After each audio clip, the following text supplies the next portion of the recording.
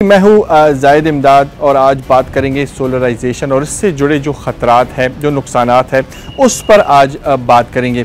अमूमन मुल्क भर में जहाँ देखें शहर हो, गांव हो, देहात हो, सोलराइजेशन की एक बूम है।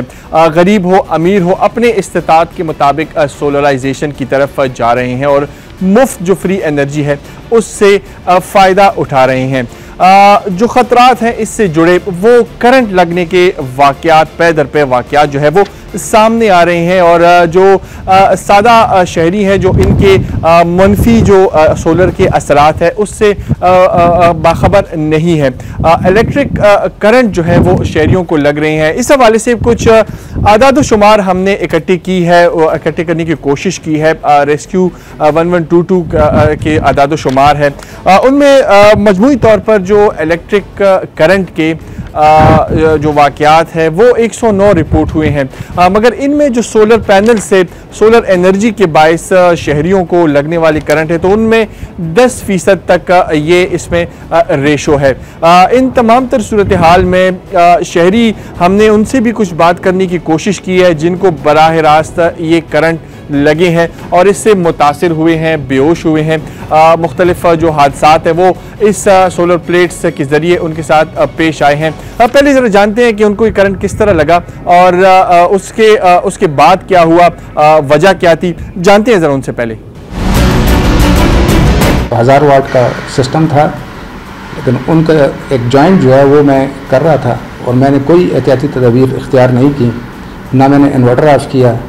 और दूसरा ये है कि बिल्कुल ऐन दोपहर के वक्त जब सूरज सर पे था उस वक्त मैंने ये काम स्टार्ट किया, तो जैसे ही तारों को मैंने छुआ तो उससे मुझे जो है शॉक लगा।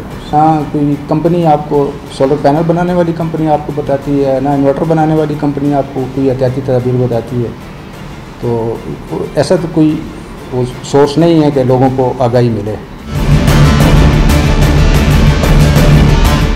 थोड़ा सा बात करते हैं कि इलेक्ट्रिक करंट लगने के जो वाक़यात है वो किस वक्त सामने आते हैं। अक्सरियती तौर पर हमने जानने की कोशिश की है कि जब भी शहरी इन्हीं प्लेट्स को, इन्हीं पैनल्स को साफ़ करते हैं, अमूमन पानी के साथ, वाइपर्स के साथ, कपड़ों के साथ, उस वक्त ये वाक़यात जो है वो अक्सरियती तौर पर सामने आए हैं।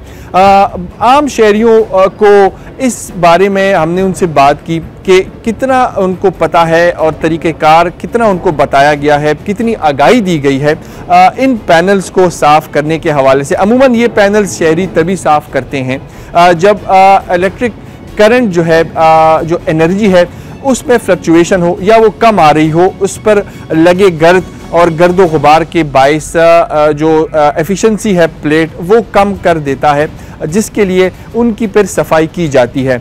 सफाई करना एक अहम जुज़ है पैनल्स का, मगर शहरियों को इसके बारे में कम ही आगाही दी गई है। अमूमन जितने भी हमने शहरियों से बात की है जिन्होंने सोलराइजेशन इंस्टॉल की है, तो एक चीज़ वो सामने आई है इस दौरान के अमूमन जो पैनल्स या सोलर एनर्जी ऑपरेट करने के तरीके तो बताए जाते हैं, स्विच कब लगाना है, किस तरह लगाना है, बंद किस तरह करना है, मगर सफाई के जो तदाबीर है वो उससे शहरी कासिर है, नहीं बताए जाते कि एहतियाती तदाबीर अपनाते हुए इन पैनल्स को किस तरह साफ़ किया जाता है। दूसरा, हमने ये भी चीज़ एक नोट की है कि जितनी भी पैनल्स लगे हों मुख्तलिफ ब्रांड्स के, कंपनियों के, तो उन पर कॉशंस नहीं होते। कॉशंस अमूमन तभी लगाए जाते हैं कि किसी अशिया पर जो है उसको ऑपरेट करने के या उससे जुड़े ख़तरात, मुमकिन ख़तरात और उससे बचने के लिए कॉशंस लगाए जाते हैं। अमूमन प्लेट्स पर कॉशंस नहीं लगे होते। लेकिन इन तमाम तर सूरत हाल में शहरियों से ज़रा बात करते हैं कि वो पैनल्स की सफाई किस तरह करते हैं और उनको क्या बताया गया है। पहले ज़रा जानते हैं।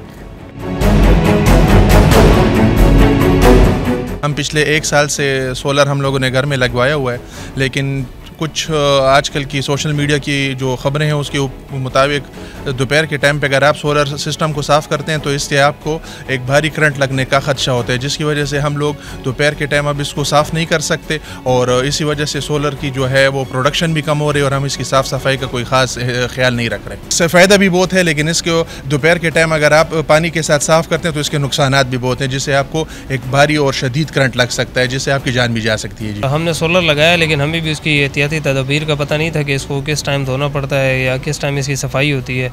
अभी हमने सोशल मीडिया पे भी देखा है कि काफ़ी लोग इसकी वजह से जल चुके हैं और बड़े यानी कि जानी नुकसान भी काफ़ी ज़्यादा हुआ है। तो हुकूमत को चाहिए कि इस हवाले से कोई कैंपेन चलाए कि जिससे कम से कम इतनी अवेयरनेस हो सके कि सोलर अगर जिन लोगों ने लगाए तो वो उसकी सफाई वगैरह का और उसका यानी कि साफ़ करने का जो है ना उसका तरीक़ाकार बीच में बताया जाए। मगर इन ख़तरात से अब बचा कैसे जा सकता है, हमने कुछ इस पर भी काम किया है, आपके लिए जानने की कोशिश की है।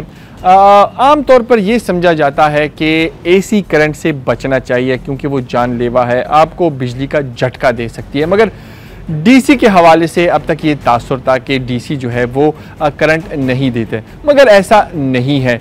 डीसी भी आपके लिए उतना ही ख़तरनाक है जितना कि एसी को समझा जाता है।